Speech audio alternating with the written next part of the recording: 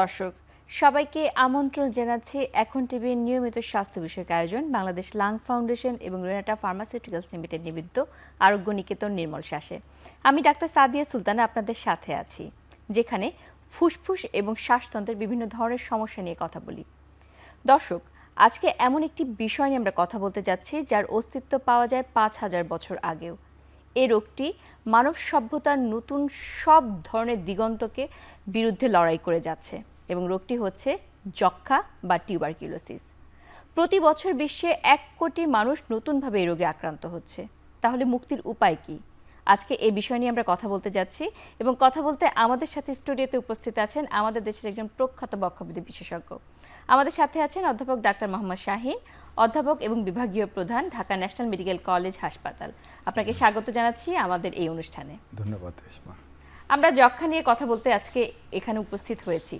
যক্ষ্মা নিয়ে যখনই কথা বলি একটু হতাশা কাজ করে যে এত কিছু হচ্ছে পৃথিবীতে, এত চিকিৎসার দ্বার উন্মোচিত হচ্ছে, কিন্তু যক্ষ্মাকে নির্মূল করা যাচ্ছে না।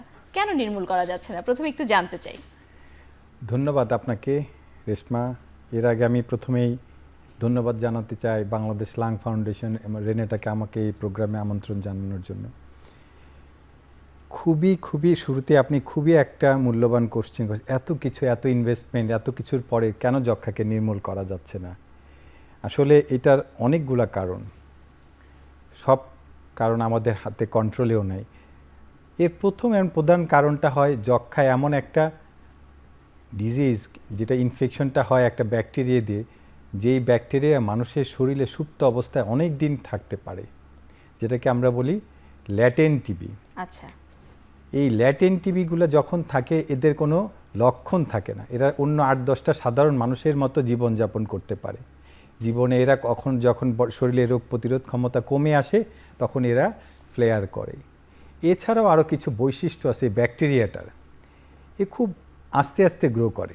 আপনি যখন ইনফেকশন হবে এর লক্ষণগুলো প্রকাশ পায় খুব দেরিতে, আস্তে আস্তে লক্ষণ করে দেখা যায়। লক্ষণ প্রকাশ পেতে পেতে ও ঘরের ফ্যামিলি অন্যান্য মেম্বারদের ও ইনফেক্টেড করে ফেলে। দেখা যায় চিকিৎসা শুরু করার আগেই, ডায়াগনোসিসের আগেই আমরা কিছু অন্যান্য ফ্যামিলি মেম্বার অ্যাফেক্টেড হয়ে যাচ্ছে।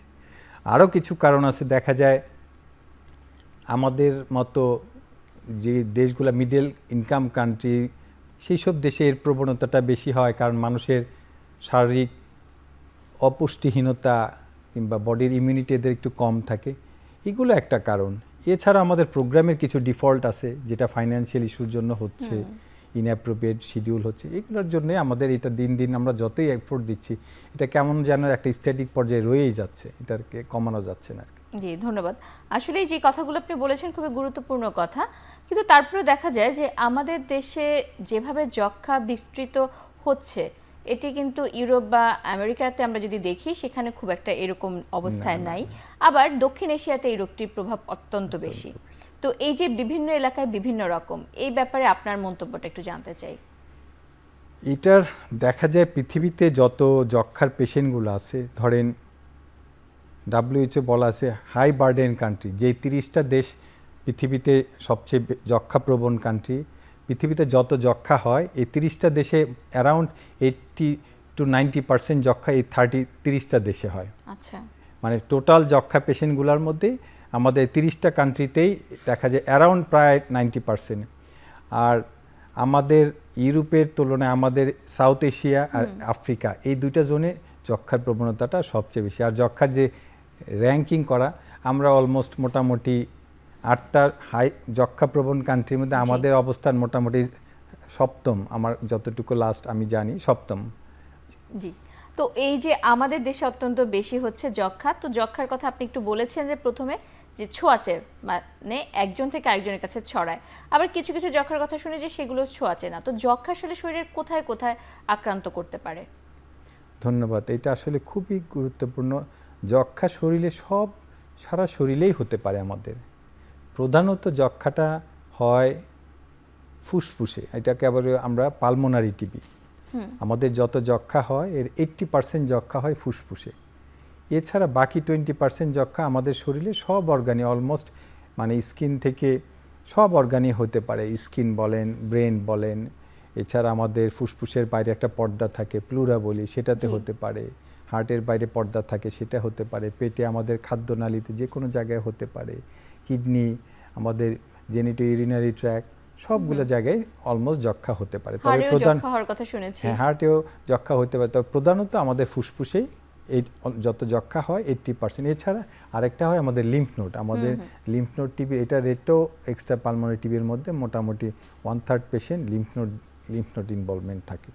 আচ্ছা, ইদানিং একটি সমস্যার কথা খুব শোনা যায়, যা আগে খুব একটা শোনা যেত না, তা হচ্ছে গিয়ে কোনো অপারেশন করলে সেই অপারেশনের পরবর্তী সময় নাকি যক্ষা হয়। তো এই ব্যাপারটি কি আসলে নতুন, নাকি নতুনভাবে এই রোগগুলো ধরা পড়ছে? না, এটা আসলে নতুন বলা যাবে না, এটা আসলে মানুষের আমাদের ধারণাটা ছিল না।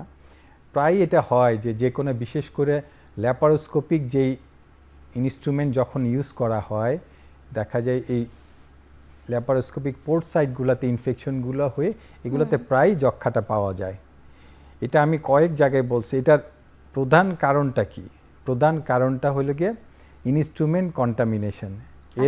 এটা মেইনলি হয় ল্যাপারোস্কোপি যখন ইনস্ট্রুমেন্টগুলো করা হয়, করার পরেই ইনস্ট্রুমেন্ট আফটার অপারেশন আর আফটার প্রসিডিউর টেপ ওয়াটারে ইনস্ট্রুমেন্টটা প্রথমে ধোয়া হয়।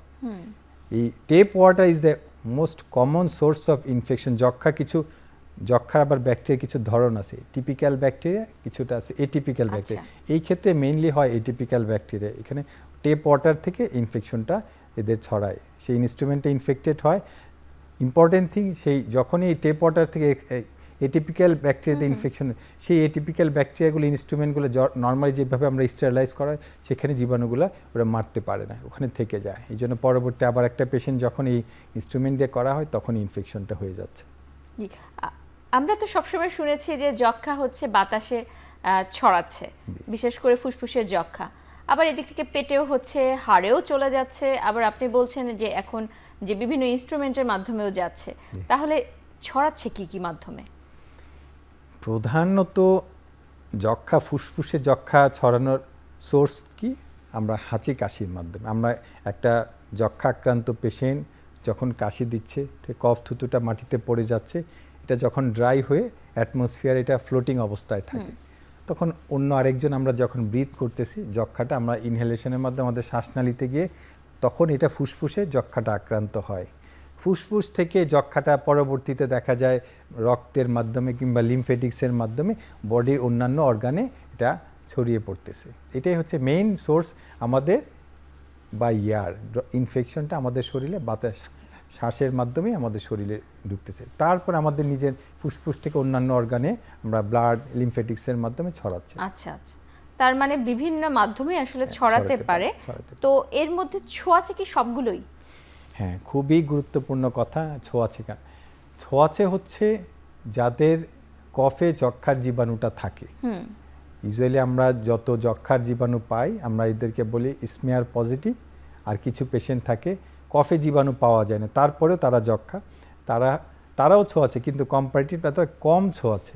সবচেয়ে বেশি ছোঁয়াচে যাদের কফে জীবাণুটা থাকে। এছাড়া আমরা যদি ফুসফুস ছাড়া অন্যান্য অর্গানে ইউজুয়ালি সেগুলো যদি ফুসফুসে আক্রান্ত না থাকে সেটাও এরকম ছোঁয়াচে না।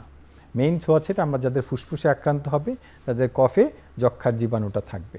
তো এই যে কফে যক্ষার জীবাণু যখন থাকে তখন হচ্ছে ছোঁয়াচে, কিন্তু যখন জীবাণু পাওয়া যাচ্ছে না তখন ছোঁয়াচে নয়। কিন্তু তারপরে দেখা যায় যে একই পরিবারের যদি বাকি সদস্যরা থাকে তাদেরকে পরীক্ষার মধ্যে আসতে হয়। এই ব্যাপারটি একটু জানতে চাই যে কাদেরকে পরীক্ষার মধ্যে আসতে হবে, কাদেরকে আসতে হবে না।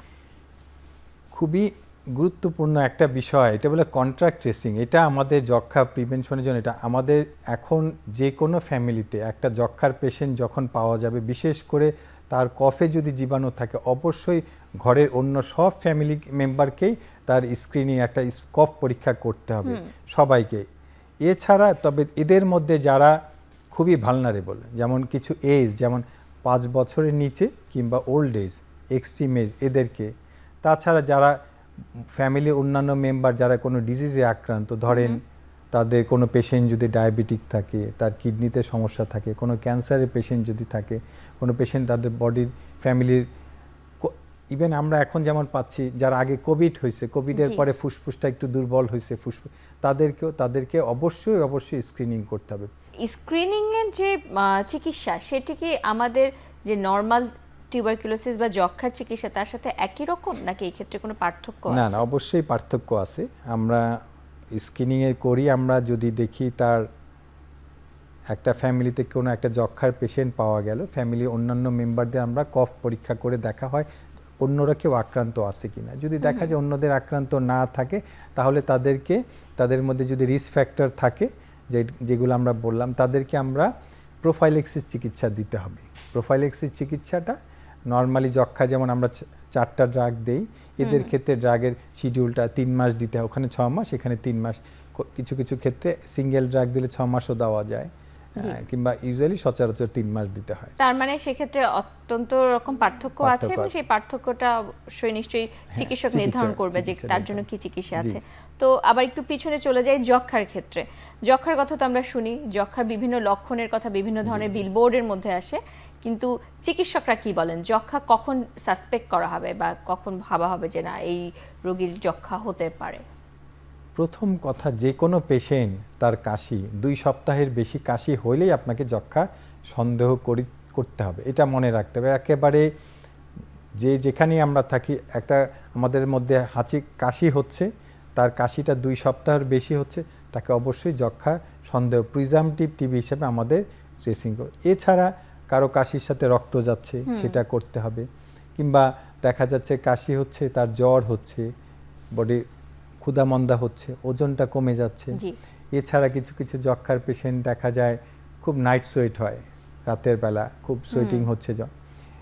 আর যক্ষ্মার ফিভারটা একটা ক্রাইটেরিয়া আছে, লেট নাইট ফিভার। এটা রাতের দিকে ইউজুয়ালি অন্যান্য ফিভার থেকে, অন্যান্য নিউমোনিয়ার পেশেন্টদের যখন ফিভার হয়, খুব হাই ফিভার হয়, তো খুব টক্সিক থাকে। যক্ষ্মার ফিভারটা খুব লো গ্রেড হবে, ইভিনিং রাইজ টেম্পারেচার আমরা বলি। ইউজুয়ালি দিনের শেষ ভাগে এর জ্বরগুলো আসতে থাকে। রুগীরা এইভাবেই বলে, স্যার দিনের বেলা আমরা ভালো থাকি, অল্প অল্প গায়ে গায়ে জ্বরটা আমার সন্ধ্যার পর থেকে বিকাল থেকে আমার জ্বরটা শুরু হয়। তখন এগুলো মনে করলে আমরা যক্ষ্মা অবশ্যই চিন্তা করব। তো এই যে আপনি যে লক্ষণগুলোর কথা বলছেন, এই লক্ষণগুলো যদি কারোর মধ্যে দেখা যায়, সে কি করবে? তাকে কি কি ধরনের পরীক্ষার মধ্যে যেতে হবে? ধন্যবাদ। প্রথম কথা, যে কোনো পেশেন্ট আমরা যখন যক্ষ্মা চিন্তা করব, তার প্রথম পরীক্ষা কফ পরীক্ষা করা।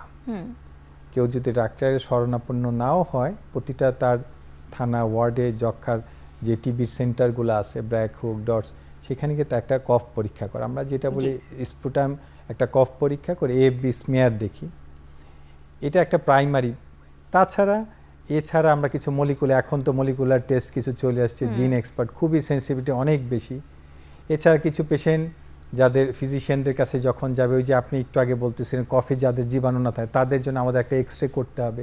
এছাড়া কিছু ব্লাডের টেস্ট আছে, সেগুলো আমরা ফিজিশিয়ান আস্তে আস্তে ডিসাইড। তবে সচরাচর সবার জন্য কফ পরীক্ষা ম্যান্ডেটরি, অবশ্যই কফ পরীক্ষাটা করতেই হবে। আচ্ছা, তো এই যে কফে যখন জীবাণু আসে না, এক্সরে দেখে অনেক ক্ষেত্রে নির্ধারণ করা হয়। তো এই ক্ষেত্রে আমাদের দেশে একটা প্রচলিত পদ্ধতি আছে, এবং এটা অনেকে আছে যে নিজেরাও করে, বা যারা ফার্মেসিতে কাজ করছে বা বিভিন্ন ধরনের প্যারামেডিক আছে, তারাও এরকম করে যে একটা টিকা দিয়ে দেয় এমটি নামে। তো এই ব্যাপারটি কি যক্ষ্মা রোগ নির্ধারণের ক্ষেত্রে কোনো ভূমিকা পালন করে? হ্যাঁ, এটা একেবারে কিছু তো রোল আছে। এটা আপনাকে কিছুটা সাপোর্টিভ এভিডেন্স দিবে। এতে আমরা যেটা এমটি টেস্টটা করি, এটা একটা পজিটিভ আর একটা নেগেটিভ হয়। পজিটিভ মানে হচ্ছে যক্ষ্মার জীবাণু আপনার শরীরে আছে, সেটা ইনফেকশন থাকতেও পারে, নাও থাকতে পারে। এই যে প্রথমে আমরা বলছি, যেমন যক্ষ্মাটা ল্যাটেন্ট টিবি, সুপ্ত অবস্থায় থাকতে পারে। এমটিতে একটাই ডিসঅ্যাডভান্টেজ, আপনি সুপ্ত অবস্থায় থাকলেও পজিটিভ শো করবে, কিংবা আপনার যখন অ্যাক্টিভ ডিজিজ থাকে তখন। তবে আমাদের যখন লক্ষণগুলো থাকবে, আমাদের ক্ষেত্রে অবশ্যই এমটি করতে হবে। এমটি করলে এটা আপনাকে ডায়াগনোসিসের রোগ নির্মূলে কিছুটা অবশ্যই হেল্প করবে, এটা সাপোর্টিভ এভিডেন্স হিসেবে আপনাকে হেল্প করবে। আমরা এই ক্ষেত্রে অনেক সময় দেখেছি যে অনেক রোগী প্রতি বছর একবার করে, এই ব্যাপারটি কি ঠিক?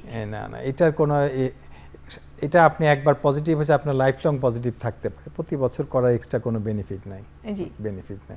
ইভেন ফলস পজিটিভ হওয়ার সম্ভাবনা থাকে। এটা আমরা যেমন একটা মানুষের কিছু আমরা অনেক সময় ফিজিশিয়ানরা একটা ভুল করে ফেলি। দেখা গেল আমরা ফিজিশিয়ান, একটা যক্ষ্মা পেশেন্ট মনে হয়েছে যক্ষ্মা পেশেন্ট, তার একটা এমটিটা কেউ একটা করছে, রিপোর্টটা আসে না, ওর রিপোর্ট ঠিক হয় না, আবার এমটি আমরা করতে। এখন কিন্তু আপনি যদি সেকেন্ড টাইম আবার করে ফেলেন, এটা ফলস পজিটিভ, এখন এমনিতেই চলে আসবে। এটা মিসকনসেপশন হয়ে যাওয়ার পসিবিলিটি থাকে। তো যক্ষ্মার কথা যখন বলি, আমরা তো শুনি যে সবসময় ফুসফুসের যক্ষা। ফুসফুসের যক্ষার ক্ষেত্রে যেমন কফের পরীক্ষার কথা বলা হয়, আবার অনেক ক্ষেত্রে বলা হয় যে না, এটা এক্স-রে পরে আরো কিছু পরীক্ষা করতে হতে পারে, কারণ তার কফে জীবাণু আসছে না। তো এই ধরনের ক্ষেত্রে সাধারণত কি কি করতে হবে? আমরা যে প্রথমে বললাম, কফে যদি আমরা এএফবি না পাই, আমরা একটা মলিকুলার টেস্ট করি, সেটা 2 রকম জিন এক্সপার্ট অথবা লাইন প্রুভেসে আমরা করি। তারপর কিছুটা সাপোর্টিভ এভিডেন্স হিসেবে আপনি এমটির কথা বললেন। এছাড়া আমরা যেটা করি, যে পেশেন্টগুলো কফ দিতে পারে না তাদেরকে স্পেসিফিক এক নেবুলাইজ সলিউশন দিয়ে আমরা নেবুলাইজ করতে বলি, তখন কিছুটা কফ বের হয়, সেটা দেওয়া হয়। তারপরেও কিছু পেশেন্ট থাকে যারা একেবারেই কফ দিতে পারে না, তাদের ক্ষেত্রে আমরা যেটা করতে হয়, ব্রঙ্কোস্কোপি করতে হয়। ব্রঙ্কোস্কোপি, এন্ডোস্কোপি যেমন যেমন খাদ্যনালী দেখা যায়, ব্রঙ্কোস্কোপিতে আমরা শ্বাসনালীটা দেখার জন্য একটা ক্যামেরা দিয়ে নাক দিয়ে আমরা ফুসফুসের ভিতরে স্কোপটা দিয়ে ওখানে একটা নর্মাল স্যালাইন দিয়ে ওয়াশ করে আমরা পানিটা নিয়ে আসি। সেই পানিটা পরীক্ষা করলে যক্ষাটা নির্ণয় করা খুবই সহজ, এটা খুবই সহজ পদ্ধতি। জি জি, আমরা এ নিয়ে আরো কথা শুনবো, এখন একটি বিরতির সময় হয়েছে। জি।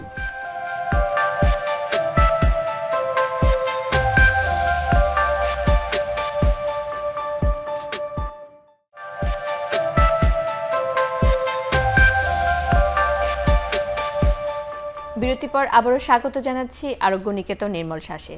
বাংলাদেশ লাং ফাউন্ডেশন এবং রেনাটা ফার্মাসিউটিক্যালস লিমিটেড নিবেদিত এই অনুষ্ঠানে আজকে আমরা কথা বলছি যক্ষা রোগ নিয়ে। যক্ষা রোগ থেকে মুক্তির উপায় কি, এই বিষয় নিয়ে আমাদের জানাচ্ছেন অধ্যাপক ডাক্তার মোহাম্মদ শাহীন। আমরা যক্ষা রোগের কথা যেমন শুনছিলাম, যক্ষার বিভিন্ন ধরনের ইনভেস্টিগেশন বা পরীক্ষার কথাও শুনছিলাম।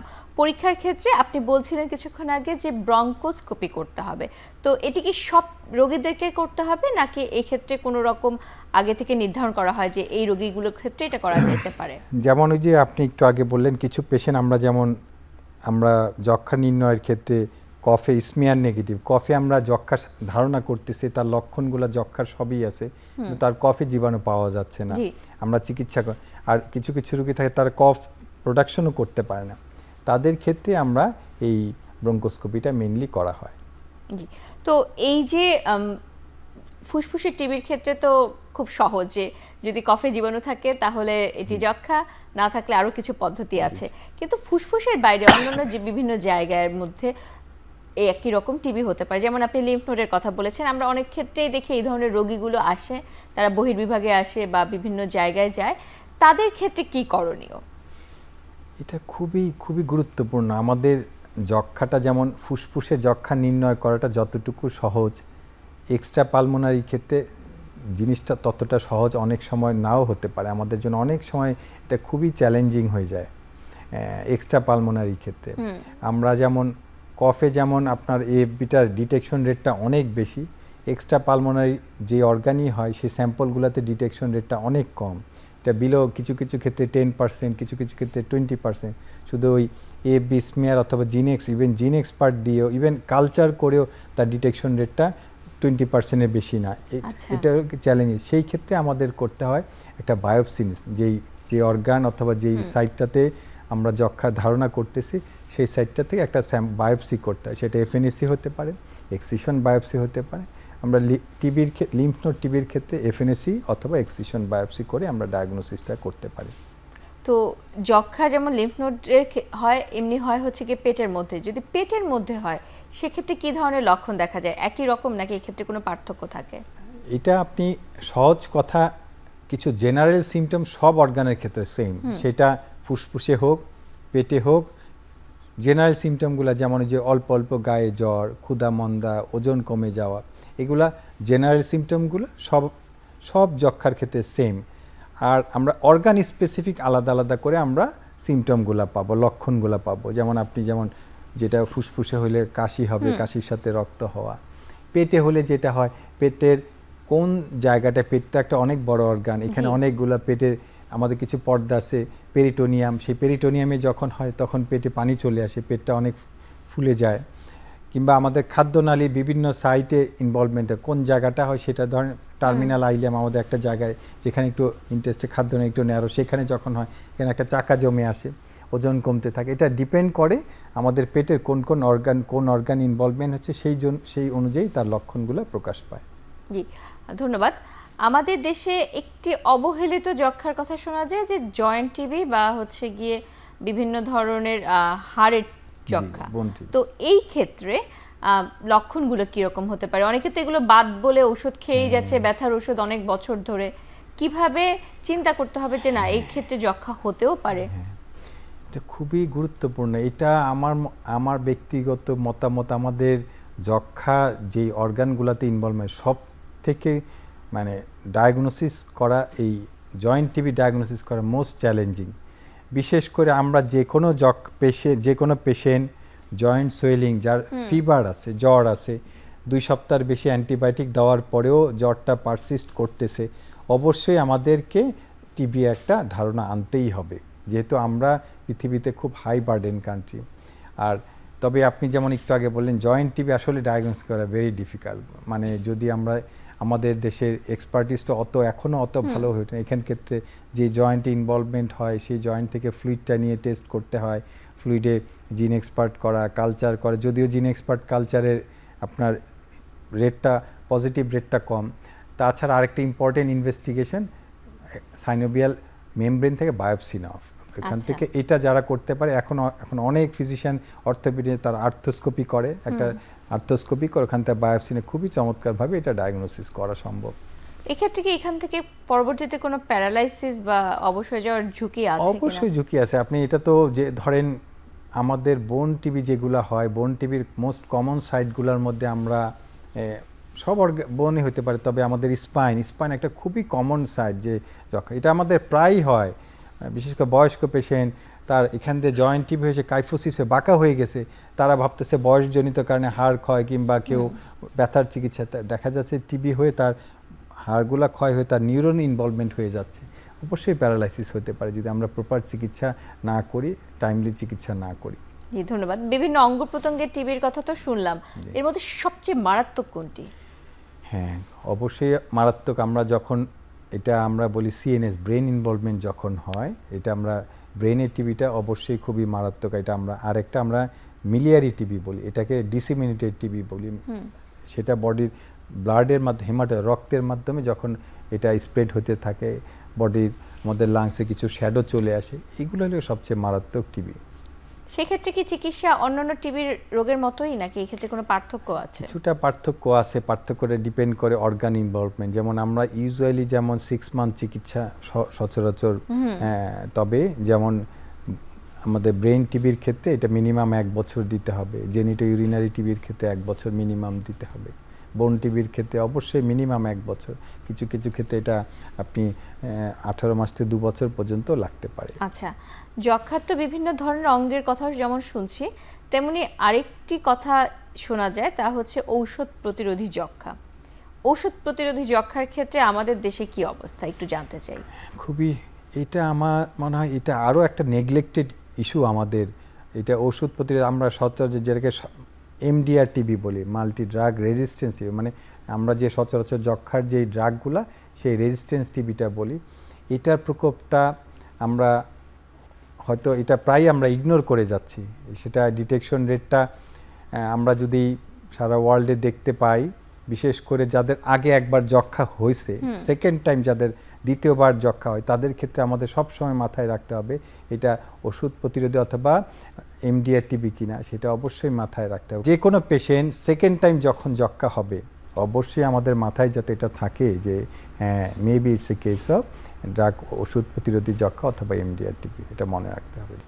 আমরা তাহলে ওষুধ প্রতিরোধী যক্ষার কিভাবে চিকিৎসা করব? এটা ওষুধ প্রতিরোধী যক্ষার চিকিৎসাটা সাধারণ যে চিকিৎসাটা থেকে প্রথম কাজ, ওষুধ প্রতিরোধী যক্ষার চিকিৎসাটা করার জন্য পেশেন্টকে ইউজুয়ালি অ্যাডমিট করতে হয়। ইউজুয়ালি এই পেশেন্টগুলোকে আলাদা ওয়ার্ডে আইসোলেশন করতে হয়। অন্য 8-10টা যক্ষা রোগীর সাথে এদেরকে রাখা যাবে না। এদের ট্রিটমেন্টের ডিউরেশনটা বেশি হবে, মিনিমাম 9 মাস। এখন যে চিকিৎসা রেজিমটা 9 মান্থ, সেটা বেশিও হতে পারে, আপ টু 18 মাস পর্যন্ত হতে পারে। তবে পেশেন্টটাকে ইনিশিয়াল ফেজটাকে অ্যাডমিট করতে হবে। এদের ক্ষেত্রে রেজিমটা একটু ডিফারেন্ট হয়, সেই রেজিমটা একটু অনেকগুলো ড্রাগের কম্বিনেশন হবে, তবে সেটা অন্য রোগীর থেকে আলাদা হবে। সেটা অবশ্যই আমাদের কমিউনিটি বেসড হবে না, সেটা আমাকে অ্যাডমিট করে যে পেশেন্টগুলোর জন্য ঢাকায় যেমন জাতীয় বক্ষব্যাধি হসপিটাল, শ্যামলী টিবি হসপিটাল, এগুলোতে অ্যাডমিট করেই চিকিৎসাটা নিতে হবে। আচ্ছা, তো তো এই যে বিভিন্ন ধরনের পরীক্ষা পদ্ধতি আছে এর মাধ্যমে যক্ষ্মা নির্ণয় করা হয়, কিন্তু আমাদের যারা শিশু রোগী আছে তাদের ক্ষেত্রে দেখা যায় যে তারা কফ খুব একটা দিতে পারে না, তাদের ক্ষেত্রে কি করতে হবে? বাচ্চাদেরও যে যক্ষ্মা হতে পারে এটা আমাদের মাথায় সব সময় থাকে না। এর দুইটা, আমি প্রথমে এই জিনিসগুলো একটু বলে নিই। যক্ষ্মার লক্ষণগুলা শিশুদের আর বড়দের মধ্যে কিছুটা তফাৎ আছে। শিশুদের আমরা যেমন বড়দেরগুলো আমি আগেও বলছি, অল্প অল্প গায়ে জ্বর, দীর্ঘ সময় যাবৎ হয়, অল্প লোকে, কিন্তু বাচ্চাদের যক্ষ্মাটা হয় খুব অ্যাকিউট প্রেজেন্টেশন, লাইক অন্য ব্যাকটেরিয়ার মতো নিউমোনিয়া লাইক প্রেজেন্ট, খুব হাই ফিভার থাকে, পেশেন্ট খুব টক্সিক থাকে, আর এরা তো কফ পরীক্ষা দিতে পারে না। এটা আরেকটা চ্যালেঞ্জ। এদের ক্ষেত্রে কিছু আমাদের স্পেশাল ওয়ে দিয়ে চেষ্টা করতে হয়, যেমন কফটা ইনডিউস করার জন্য আমরা নেবুলাইজ করি যে এতে কিছুটা কফ বের হয় কিনা। সেটা যদি করতে না পারে কিছু কিছু পেশেন্টদের ক্ষেত্রে আমরা এনজি টিউব দিয়ে গ্যাস্ট্রিক ল্যাবেজটা নিয়ে, মানে আমরা একটা টিউব দিয়ে খাদ্যনালীতে ওখান থেকে ওয়াশ করে আমরা সেই পানিটা পরীক্ষা করার চেষ্টা করি। রিসেন্টলি যেমন আইসিডিডিআর ওরা করতেছে স্টুল নিয়ে পরীক্ষা করতে, স্টুলেও ডিটেকশন রেটটা এখন কম না, ভালোই। কিন্তু ফুসফুস থেকে তার কফ হচ্ছে, সেখানে স্টুল কিভাবে এটা খুবই, এটা বাচ্চারা যেমন, এটার মেইন কারণটা যেটা হয়, বাচ্চারা যেমন কাশি যখন দেয় ওরা কফটা বের করে অনেক বাচ্চারা খেয়ে ফেলে, এটা খাদ্যনালীতে চলে যাচ্ছে। অনেক সময় যে আমরা বললাম আমরা পাকস্থলীতে গিয়ে ওয়াশ করে সেখানে আমরা যক্ষ্মার জীবাণু পাওয়া যাচ্ছে, দেখা যায় স্টুলে অনেক সময় চলে যাচ্ছে। মেইন কারণটা হচ্ছে ওরা কফটা খেয়ে ফেলতেছে বাচ্চারা, যেটা ওদেরকে তো আপনি বুঝাতে পারবেন না, ওরা খেয়ে ফেলবে। এই জন্য খাদ্যনালীতে স্টুলে দেখা যায় ডিটেকশন রেটটা কম না, এখন ভালোই পাওয়া যায়। আচ্ছা, আমরা এই নিয়ে আরো কথা শুনবো, আবার একটি বিরতির সময় হয়েছে।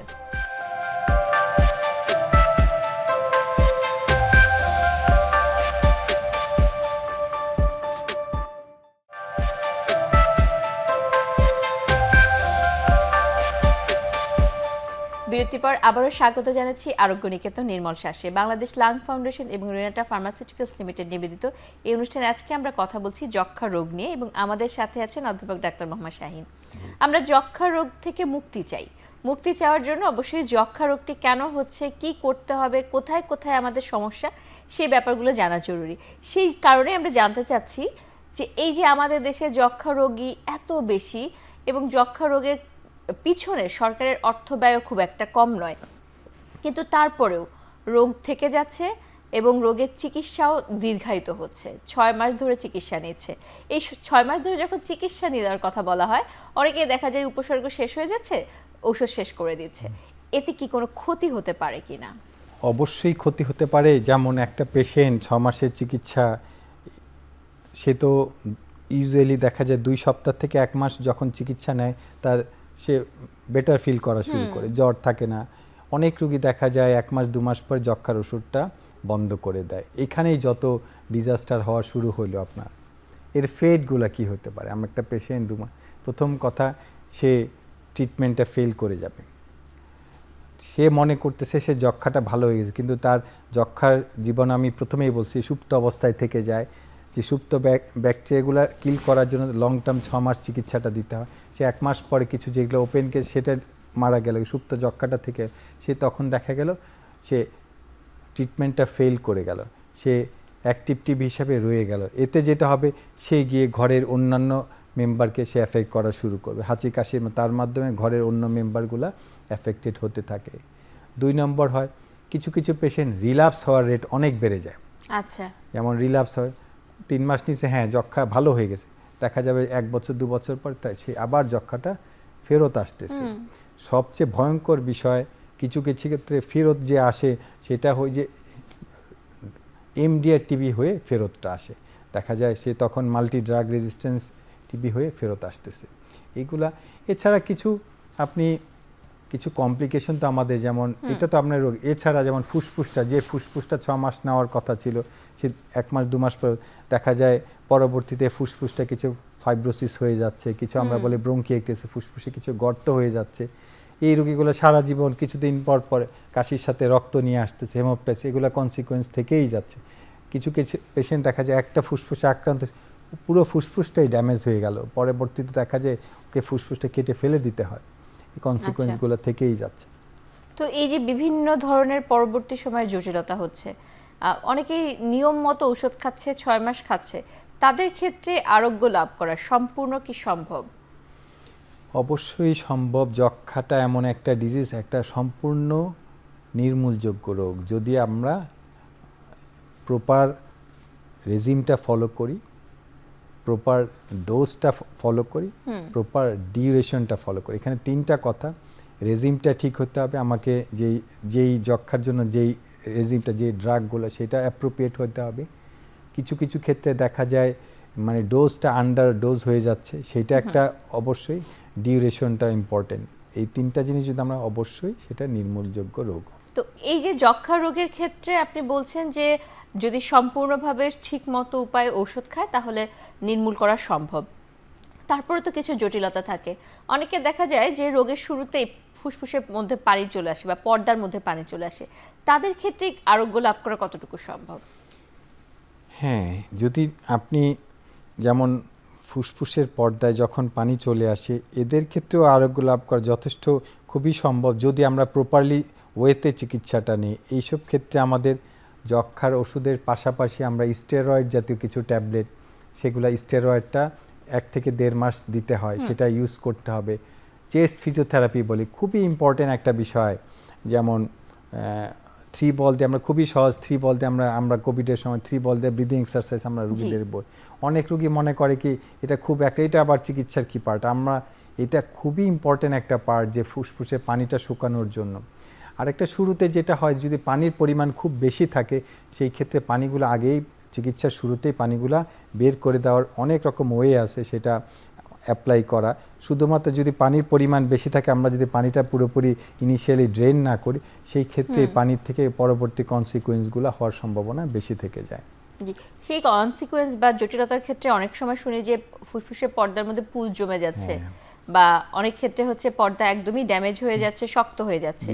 এরকম কি হওয়ার সম্ভাবনা সবার ক্ষেত্রে থাকে নাকি এটি? না, সবার ক্ষেত্রে না, কিছু কিছু পেশেন্ট অবশ্যই থাকে। যেমন আমি শুরুতে বললাম, অনেক পেশেন্ট থাকে, আমরা বলি ম্যাসিভ এফিউশন। দেখা যায় ফুসফুসের একটা ফুসফুসে অলমোস্ট পুরো ফুসফুস জুড়ে পানি দিয়ে ভরে গেছে। এদের ক্ষেত্রে পানিটাকে ড্রেন করতে হবে। আপনি যদি পানি না বের করেন, শুধু যক্ষ্মার চিকিৎসা আপনি দিয়ে যান, এই পানি শুকাইতে শুকাইতে ওর মধ্যে ইনফেকশন হবে, পুজ জমবে, ওর পর্দাটা মোটা হয়ে যাবে, থিক অ্যান্ড প্লুরা হবে। এটার কনসিকুয়েন্স। এই জন্য শুরুতেই চিকিৎসার সাথে টিবির ওষুধ দেওয়া, ব্রিদিং এক্সারসাইজ করা, আমাদের স্টেরয়েডটা ইউজ করা, সাথে যদি পানির পরিমাণ অবশ্যই পানিটা বের করার ব্যবস্থা করতে হবে। এটা চেস্ট ফিজিশিয়ানদের সাথে যোগাযোগ করলে ওনারা অ্যাপ্রোপ্রিয়েট ওয়েতে বের করা, অনেকগুলো ওয়ে আছে, আমরা করবো ইনশাআল্লাহ। তো এবার একটু আসি জটিলতা নিয়ে কথা বলতে। জটিলতার রোগীও আমাদের দেশে খুব একটা কম নেই, কিন্তু তার আগে আমরা যে সমস্যাটি দেখতে পাই যে যক্ষ্মার ওষুধ একবার খাওয়া হলো, পরবর্তী সময় তার রোগটি ভালো হচ্ছে না, এক ধরনের কাশি রয়ে যাচ্ছে, বুকের মধ্যে তার শব্দ হচ্ছে, এবং পরবর্তীতে এক্সরে করে দেখা যাচ্ছে যে এক্সরের মধ্যে কিছু শ্যাডো দেখা যাচ্ছে। তো এই রকম ক্ষেত্রে কি এটা মানেই যক্ষ্মা, নাকি এটি অন্য কোনো রোগ হতে পারে? না, এটা অন্য রোগও হতে পারে। আমাদের যেটা ওই যখন শ্যাডো থেকে যাবে, আমরা যে প্রথমেই বলছিলাম ফুসফুসের কিছু কনসিকুয়েন্স, যক্ষ্মা ভালো হওয়ার পরে তার কিছু কিছু পেশেন্ট আমরা প্রপার চিকিৎসা দেওয়ার পরে কিছু ক্ষত থেকে যায়। যদি ইনিশিয়ালি ডায়াগনোসিসটা ডিলে হয়, ধরেন পেশেন্ট আমাদের কাছে আসতেই ডিলে করে ফেলছে ডায়াগনোসিস, তখন দেখা যায় কিছু শুরুতেই তার ফুসফুসে পার্মানেন্ট কিছু ড্যামেজ হয়ে যায়। ড্যামেজ বলতে ফুসফুসে গর্ত হয়ে যায়। এই পেশেন্টগুলো পরবর্তী আপনি চিকিৎসা দেওয়ার পরেও দেখা যাবে ফুসফুসে গর্তগুলো সারা বছরই, ফুসফুসে কাশি থাকবে, মাঝে মাঝে কাশির সাথে কফ বের হবে, মাঝে মাঝে কাশির সাথে রক্ত বের হওয়া, এটা থেকে যাবে। এই পেশেন্টগুলো ইউজুয়ালি থেকে, যারা লেট কামার, আমাদের যেটা রোগ নির্ণয়ের ক্ষেত্রে যদি খুব বেশি ডিলে হয়, এই সিকোয়েন্সগুলো হতে পারে। আরেকটা জিনিস মনে রাখতে হবে, একটা পেশেন্ট যক্ষ্মা হয়েছে, পরবর্তী তার যক্ষ্মার আমরা ব্রঙ্কিএক্টাজিম, একটা পেশেন্ট যক্ষ্মার সাথে তার অ্যাজমাও থাকতে পারে। আমরা শুধুমাত্র এই যক্ষ্মা নিয়ে, যক্ষ্মা হয়েছে আমরা এর বাইরে অন্যান্য ডিজিজও তার হইতে পারে, তার অ্যাজমাও হইতে পারে, কিংবা যদি সেই স্মোকার থাকে তার সিওপিডিও হইতে পারে। সেইগুলোও আছে কিনা সেইটাও আমরা কিছু পরীক্ষা আছে, সেগুলো করে আমরা নির্ণয় করার চেষ্টা করতে হবে। আমরা এই নিয়ে আরো কথা শুনবো, আবার একটি বিরতির সময় হয়েছে।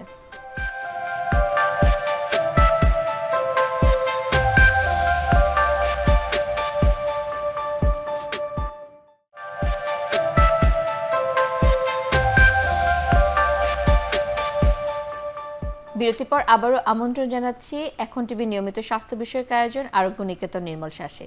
বাংলাদেশ লাং ফাউন্ডেশন এবং রেনাটার সৌজন্যে এই অনুষ্ঠানে আজকে আমরা কথা বলছি যক্ষ্মা নিয়ে।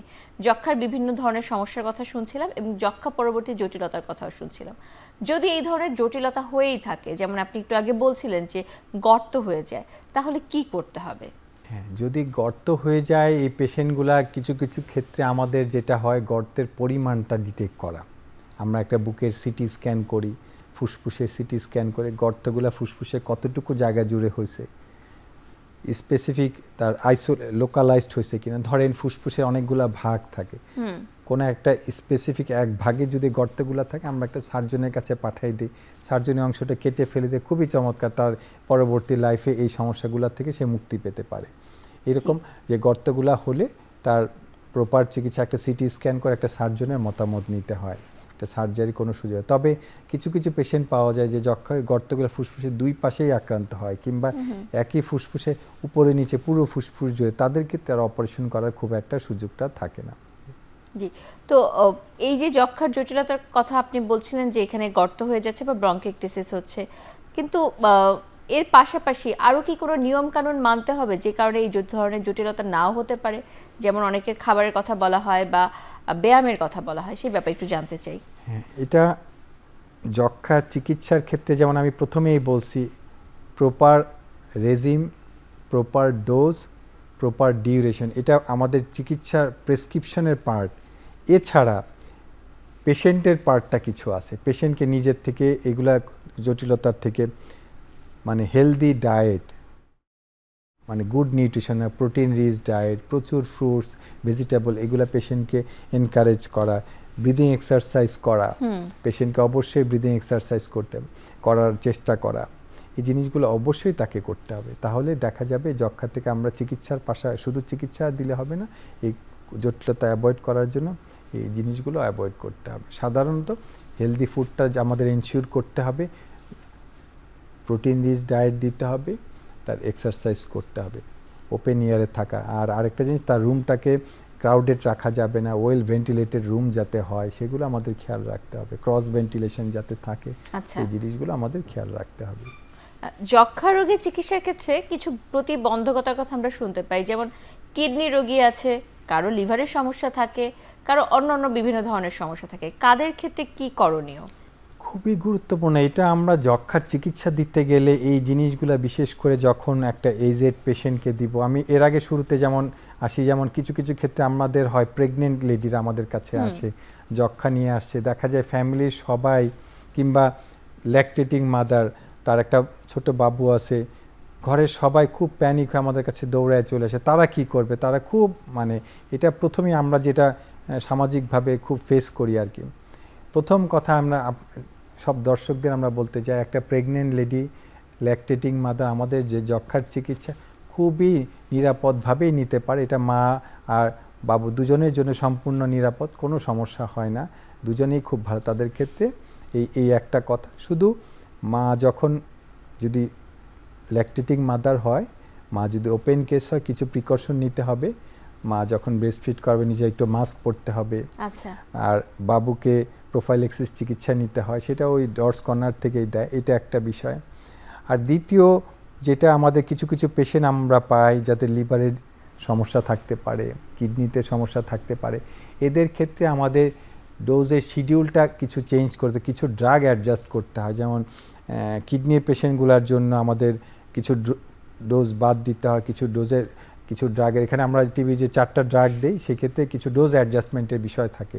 লিভারের ক্ষেত্রেও তাই, কিছু আমরা বলি হ্যাপাটোটক্সিক ড্রাগ, কিছু নন হ্যাপাটো, সেক্ষেত্রে রেজিমটাকে আমাদের অ্যাডজাস্ট, এটা যে কোনো বুকের ডাক্তার ইভেন মেডিসিনের সবাই খুব ভালোভাবে। তবে এটা শুরুতে খেয়াল রাখতে হবে যে যে কোনো একটা পেশেন্ট আমরা চিকিৎসা দিচ্ছি তার লিভার ফাংশনটা, রেনাল ফাংশনটা, বিশেষ করে দুটা জিনিস অবশ্যই দেখতে হবে। আর আরেকটি ইম্পর্টেন্ট প্রায় পাওয়া যায়, তার দেখা যায় ডায়াবেটিস থাকে পেশেন্ট। আপনাদের এটা মনে রাখতে, আমি শুধু যক্ষ্মা পেশেন্ট, শুধু যক্ষ্মা যে তার ডায়াবেটিস যদি কন্ট্রোল না করি কোনোভাবেই যক্ষ্মা ভালো হবে না। আর একটা ওই যক্ষ্মার চিকিৎসা নেওয়ার সময় ওই সময় ডায়াবেটিক পেশেন্টকে অবশ্যই ইনসুলিন দিয়ে তার ডায়াবেটিসটা কন্ট্রোলে রাখতে হবে। জি, কথা বলতে বলতে অনুষ্ঠানের একদম শেষ পর্যায়ে চলে এসেছি। আপনাকে অসংখ্য ধন্যবাদ আপনার মূল্যবান সময় থেকে আমাদেরকে সময় দেওয়ার জন্য। আপনাকে অনেক ধন্যবাদ, সবাইকে যারা আমার কথা শুনতে, সবাইকে অনেক ধন্যবাদ। দর্শক, আজকে এখানেই শেষ করতে হচ্ছে। যক্ষ্মা সম্পূর্ণ নিরাময়যোগ্য রোগ, তার মানে যদি লক্ষণ প্রকাশিত হয় অবশ্যই চিকিৎসকের কাছে যান এবং চিকিৎসা গ্রহণ করুন। ভালো থাকুন, সুস্থ থাকুন।